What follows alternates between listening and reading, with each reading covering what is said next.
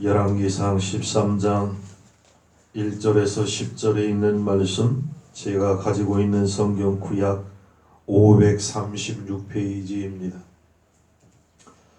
열왕기상 13장 1절에서 10절에 있는 말씀 봉독합니다. 때에 하나님의 사람이 여호와의 말씀으로 인하여 유다에서부터 베델에 이르니 마침 여로보암이 담 곁에 서서 분향하는지라. 하나님의 사람이 단을 향하여 여호와의 말씀으로 외쳐 가로되 단아 단아 여호와께서 말씀하시기를 다윗의 집에 요시야라 이름하는 아들을 낳으리니 저가 네 위에 분향하는 산당 제사장을 네 위에 제사할 것이요 또 사람의 뼈를 네 위에 사르리라 하셨느니라 하고 그날에 저가 예조를 들어 가로되 이는 여호와의 말씀하신 예조라. 단이 갈라지며 그 위에 있는 재가 쏟아지리라 하며 여로보암 왕이 하나님의 사람의 베델에 있는 단을 향하여 외쳐 말함을 들을 때에 단에서 손을 펴며 저를 잡으라 하더라. 저를 향하여 편 손이 말라 다시 거두지 못하며 하나님의 사람의 여호와의 말씀으로 보인 예조대로 단이 갈라지며 재가 단에서 쏟아진지라. 왕이 하나님의 사람에게 말하여 가로되 청컨대 너는 나를 위하여 네 하나님 여호와께 은혜를 구하여 내 손으로 다시 성하게 기도하라. 하나님의 사람이 여호와께 은혜를 구하니 왕의 손이 다시 성하여 전과 같이 되니라. 왕이 하나님의 사람에게 이르되 나와 함께 집에 가서 몸을 쉬라. 내가 네게 예물을 주리라. 하나님의 사람이 왕께 대답하되 왕께서 왕의 집 절반으로 내게 준다 할지라도 나는 왕과 함께 들어가지도 아니하고 이곳에서는 떡도 먹지 아니하고 물도 마시지 아니하리니 이는 곧 여호와의 말씀이 내게 명하여 이르시기를 떡도 먹지 말며 물도 마시지 말고 왔던 길로 돌아가지도 말라 하셨음이니이다 하고 이에 다른 길로 가고 자기가 베델에 오는 길로 쫓아 돌아가지 아니한지라. 아멘. 하나님의 좋으신 은혜와 그 충만함이 우리 안에 넘쳐나기를 축복합니다. 오늘은 6월 첫 주일 특별히 현충일입니다.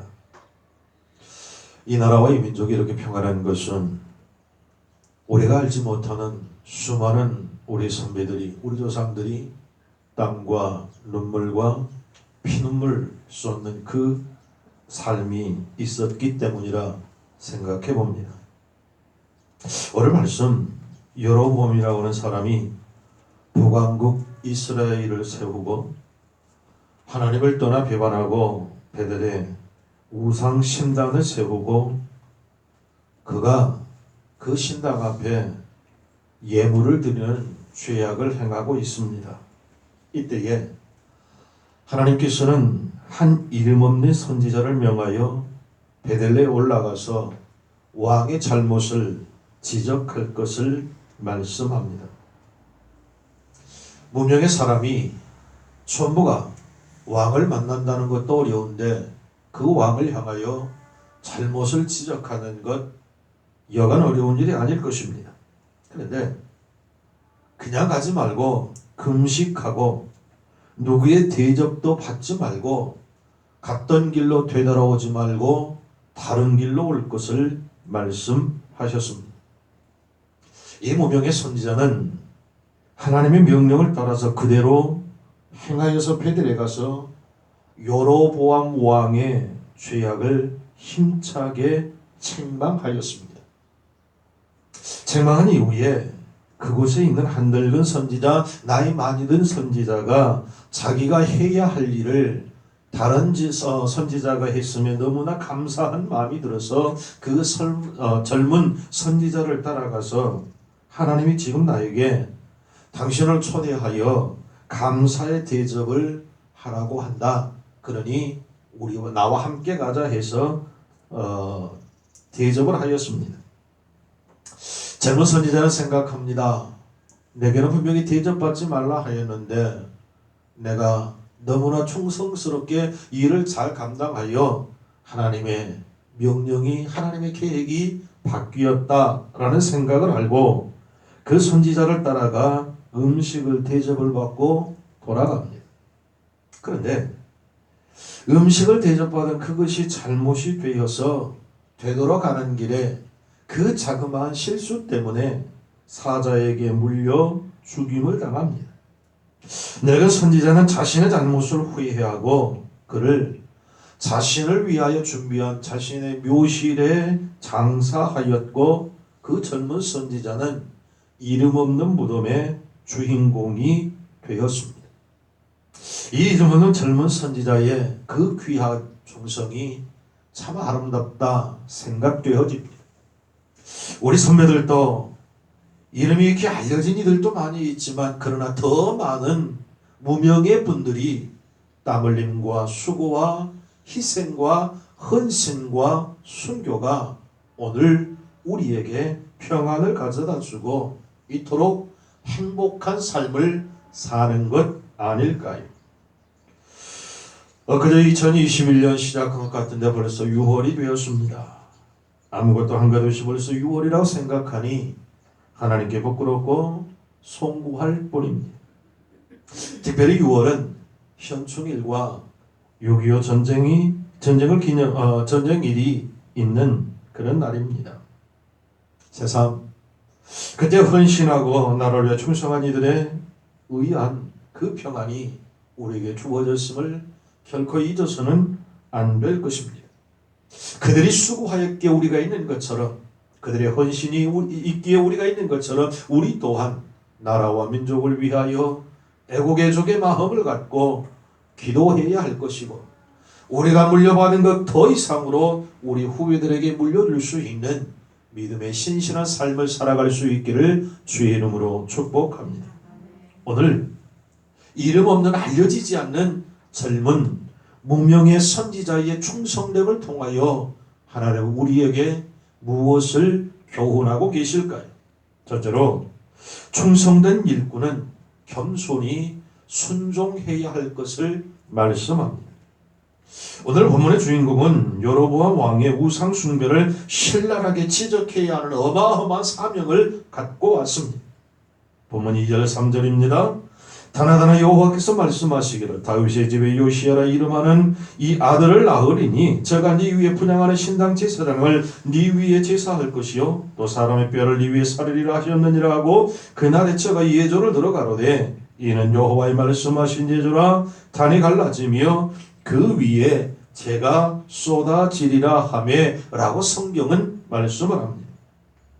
왕에게 심한 책망을 한다라고 하는 것, 그냥 말하는 것도 어려울 터인데 책망을 해야 하는 그 책임, 너무 어려운 일입니다. 만약 아차 하는 순간에 생명을 빼앗기고 엄청난 고통 가운데 있을 수 있기 까닭에 그렇습니다. 그런데 이 젊은 무명의 선지자는 두려움 없이 가서 여로보암 왕 앞에서 하나님의 뜻을 그대로 전달하였습니다. 거기에 화가 난 여로보암이 자신의 잘못을 지적하는 그 선지자를 향하여 손을 펴고 잡으라 명령할 때에 그 손이 굳어져 버렸다, 말라져 버렸다 라고 성경은 말씀합니다. 얼마나 끔찍했을까요? 아팠을까요? 하나님께서는 그 젊은 선지자 혼자 보낸 것이 아니라 하나님이 함께 하셨음을 오늘 성경은 우리에게 분명하게 보여줍니다.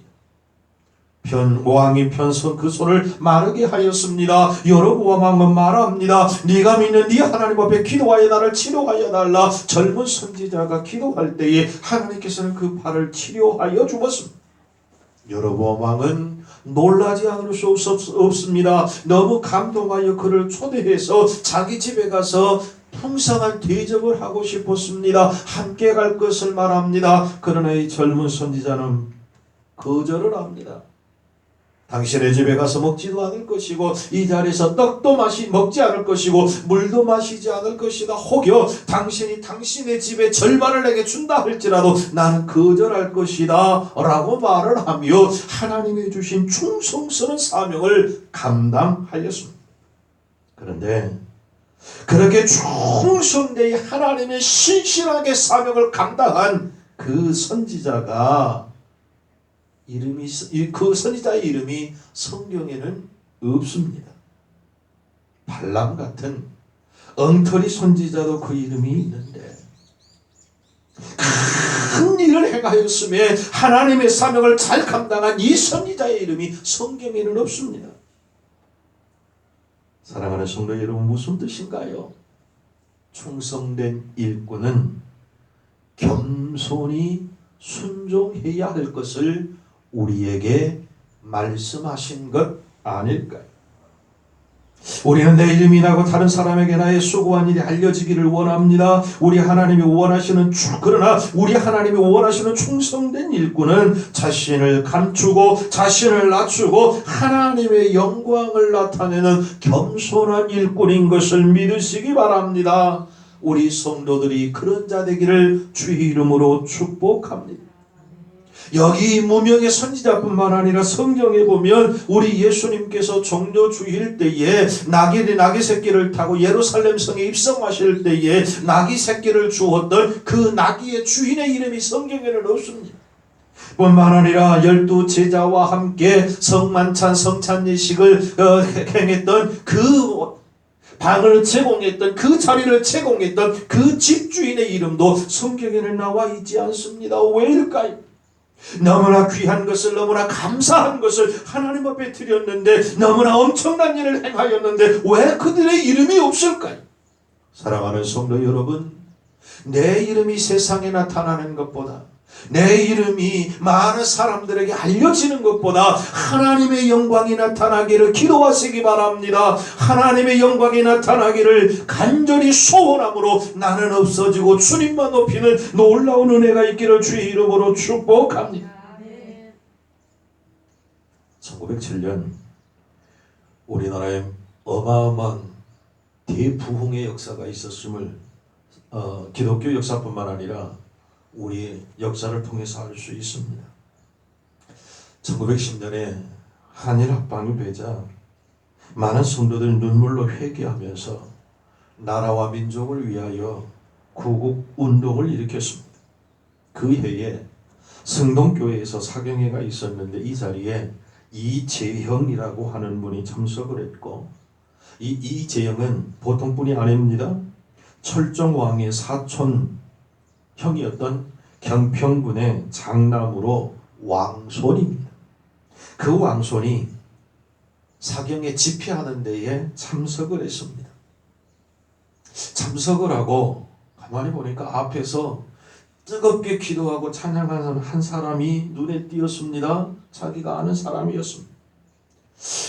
얼마나 반갑든지 뛰어가서 그를 안아주고 싶었지만 예배 중입니다. 예배하는 일에 방해가 될까봐 꼭 참고 있었습니다. 그가 누군가 하면 충주로 성묘를 갈 때에 자기 말꽃비를 잡고 인도해준 마북군 엄가였습니다. 마부 엄가가 그 성전의 앞에 앉아서 부르짖 찬송을 하고 기도하고 마음껏 하는 그 모습이 너무 좋았습니다.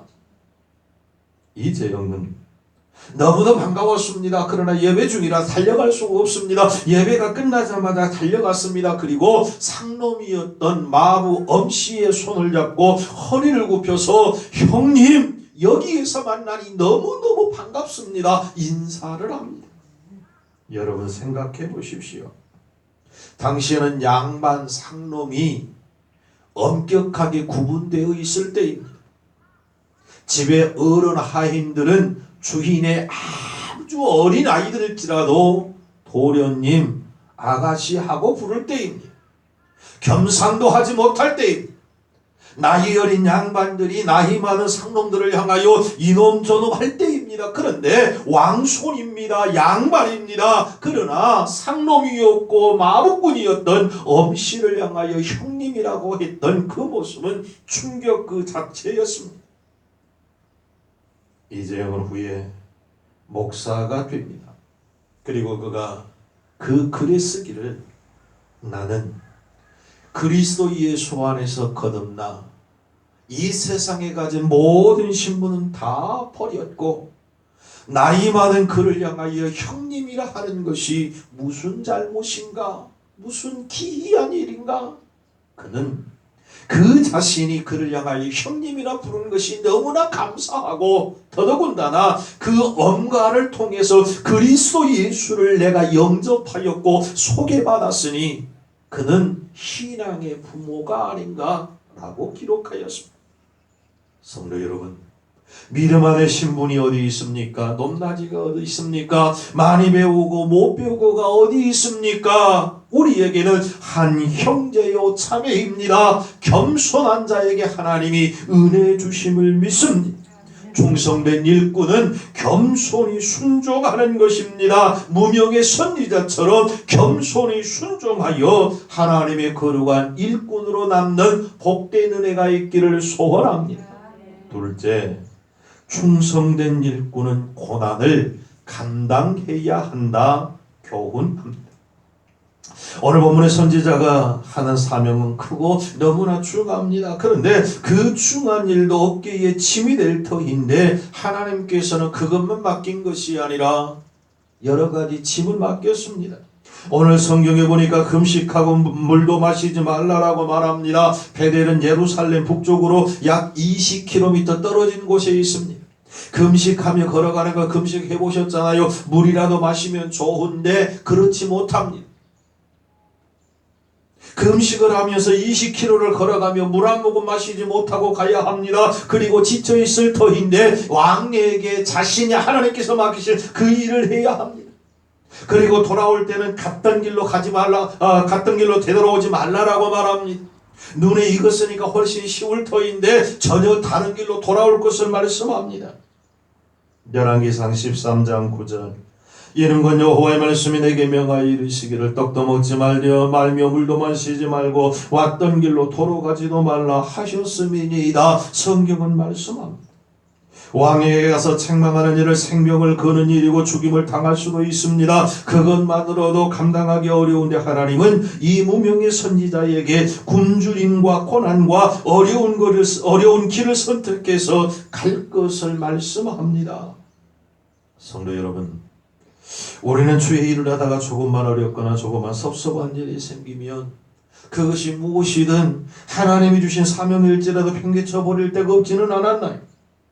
아름다운 결단을 하고도 내가 원하는 대로 일이 진행되지 않으면 내가 왜 충성해야 하느냐라고 불평하고 불만 가운데 하루아침에 그 사명을 팽개쳐버리고 불평꾼이 되어서 다른 사람에게 교회의 짐으로 살아오지는 않았는지. 그러나 우리 하나님 오늘 말씀을 통해 젊은 선지자의 모습을 보여주시면서 우리에게 고난은 충성된 일꾼이 당연히 감당하고 경험하는 것임을 말씀하고 있습니다. 성도 여러분, 우리는 내 물질, 내 시간, 내 땀을 들여 충성하는 일보다 자신의 지식이나 재능을 남에게 보여주기를 훨씬 좋아하지 않았나요? 누군가 알아주면 하늘을 나를 것 같고 누군가 알아주지 않으면 불평과 불만 가운데 왔던 우리가 아니었던가요? 우리 예수님은 우리들의 생각과 판단이 전혀 다르고 예수님의 기준은 우리의 기준과 다르다는 사실을 기억해야 합니다.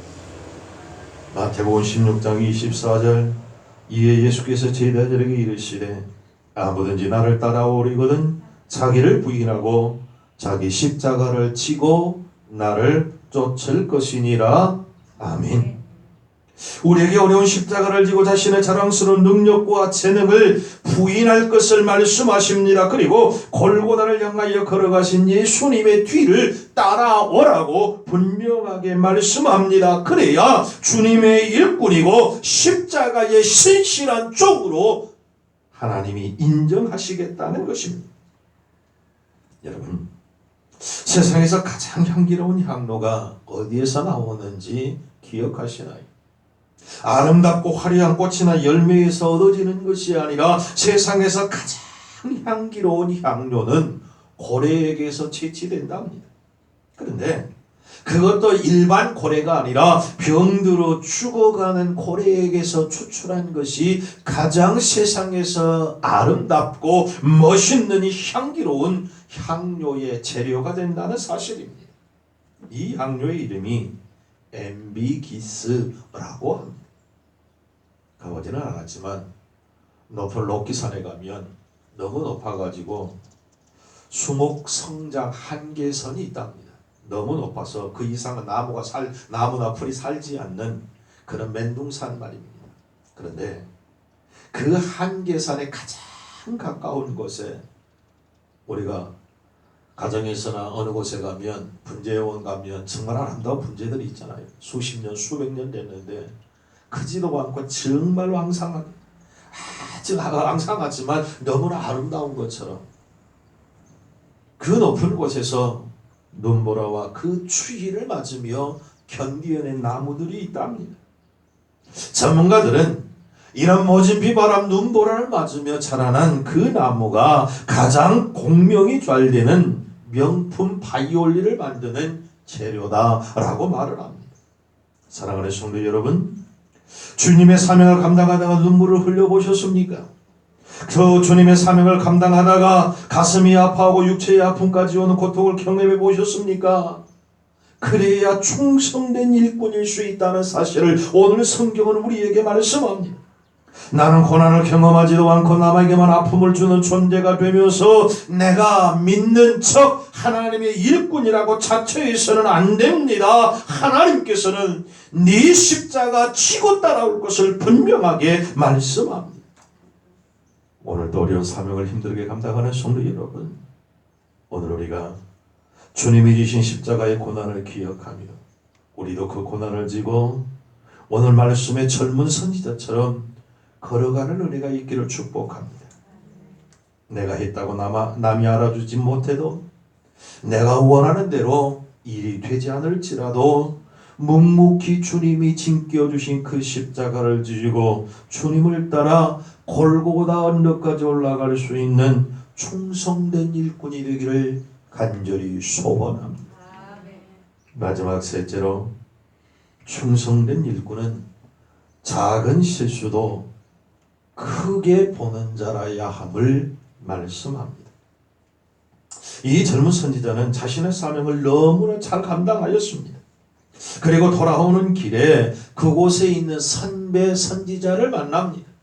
나이 많은 늙은 선지자의 초청을 받습니다. 자기가 할 일을 대신해준 젊은 선지자가 너무도 고마웠습니다. 그래서 하나님이 지금 너를 초청하여 대접하라고 한다, 거짓말을 합니다. 열왕기상 13장 8절입니다. 저가 그 사람에게 이르되 나도 그대와 같은 선지자라. 천사가 여호와의 말씀으로 내게 이르기를 그를 네 집으로 데리고 돌아가서 그에게 떡을 먹이고 물을 마시우라 하였느니라 하니, 이는 그 사람을 뭐 했다고요? 속임이라 성경은 말씀합니다. 젊은 선지자는 그동안 하나님의 명령이 바뀐 것으로 착각하였습니다. 그가 지혜가 있었다면, 조금 더 신중했더라면, 조금 더 하나님의 의도를 알았더라면, 하나님께 물었으면 이런 작은 실수를 본치 않았을 터인데, 인간적인 생각이 그에게 들어, 아하, 내가 하나님을 위하여 충성스럽게 감당했더니 하나님의 계획이 바뀌었나 보다. 그리고는 졸졸졸 그 선배 선지자를 쫓아가 대접을 받습니다. 그리고 대접을 잘 받고 돌아가는 길에 사자의 공격을 받아서 그만 죽임을 당하고 맙니다. 이것은 우연한 사고가 아니라 하나님의 징계의 결과임을 증명하기 위해서 그 사자가 그를 먹지 않았습니다. 함께한 나귀도 그 곁에 서 있었음을 성경은 말씀합니다. 열왕기상 13장 24절, 이에 그 사람이 가더니 사자가 길에서 저를 만나 죽임에 그 시체가 길에 버림받으니 나귀는 그 곁에 섰고 사자도 그 곁에 섰더라. 13장 28절 제가 가서 본즉 그 시체가 길에 버림받되었고 나귀와 사자는 그 시체 곁에 섰는데 사자가 시체를 먹지도 아니하였고 나귀를 찢지도 아니하였더라. 아멘. 사랑하는 성도 여러분, 이 선지자의 잘못이 큰가요? 아니요, 잘못이 너무너무 작습니다. 99% 사명을 완수하고 마지막 1%의 실수가 있습니다. 아니 1%라기보다는 0.001%라고 해도 결코 잘못이 아닐 것입니다. 거짓말한 늙은 선지자의 잘못이 더 큰 것 아닐까요? 하나님 앞에 따질 수 있는 것 아닐까요? 하나님 그러면 나로 하여금 알게 하시지, 깨닫게 하시지. 내 잘못입니까? 그 선지자의 잘못 아닙니까? 그 선지자가 나를 꿰지 않았습니까? 타안할 수 있지 않을까요? 이 말씀을 읽으면서 준비하면서 가슴이 너무 아팠습니다. 이 놀라운 일을 했는데 하나님은 왜 그 일에 비하면 너무나 작은 것 때문에 그 실수를 용서하지 않으시고 그 젊은 선지자를 데려가셨을까? 목사받은 중에 여기 하나님의 깊은 뜻이 있음을 봅니다. 충성된 일꾼은 아무리 작은 잘못일지라도 결코 관가하고 지나가서는 안 된다는 사실입니다. 남의 들보 남의 티만 볼 것이 아니라 내게 있는 너무나 작은 그 실수 하나라도 철저하게 하나님 앞에 회개할 줄 아는 믿음의 은혜가 있기를 축복합니다. 사랑하는 성도 여러분, 작은 잘못을 소홀하게 생각지 말아야 합니다.